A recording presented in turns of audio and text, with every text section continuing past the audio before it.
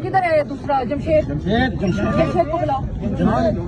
अब ये पूरी पब्लिक आपके साथ खड़ी है, कोई फौजी भाई हमारा इधर ना आए, आप साइड पे हो जाए, हम पुलिस वालों से बात कर लें। बात ये है कि फॉर्म 45 के मुताबिक हमें रिजल्ट चाहिए। फॉर्म चुप करके मुझे बात करने दो। आरओ साहब यहाँ खुद आएंगे, ठीक है। आपको पता है, आप असगर डीएसपी साहब इस बात के चश्मदीद गवाह हैं कि मुझे अंदर एंटर नहीं होने दिया।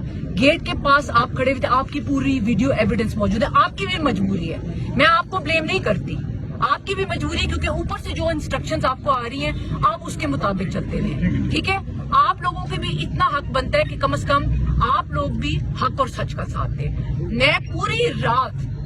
मैं पूरी रात गेट के बाहर आप गवाह के खड़ी रही, मुझे अंदर आरओ साहब ने आप लोगों को इजाजत नहीं दी कि मुझे अंदर आने की इजाजत मिले।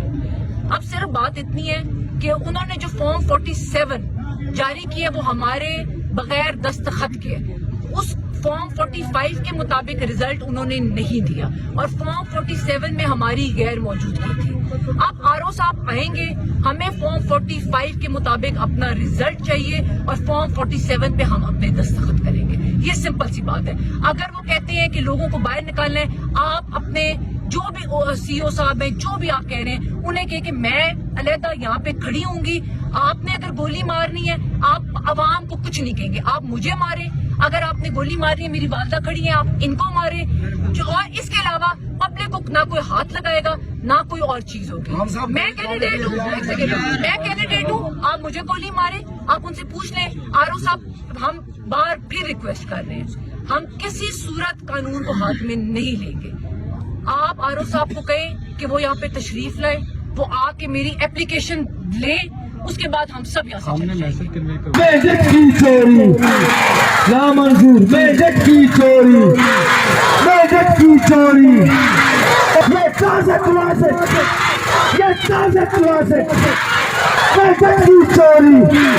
जरा जोर से बोलो, जरा जोर से बोलो, चिल्ला के बोलो।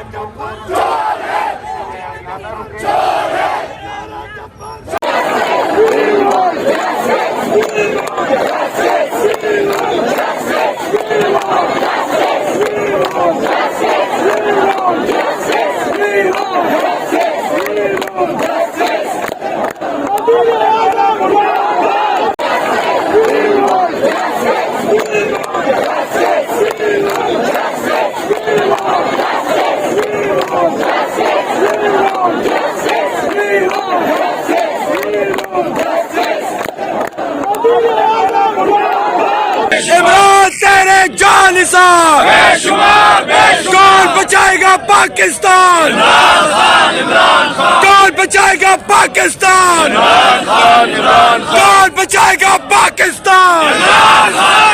इमरान तेरे जानिसार।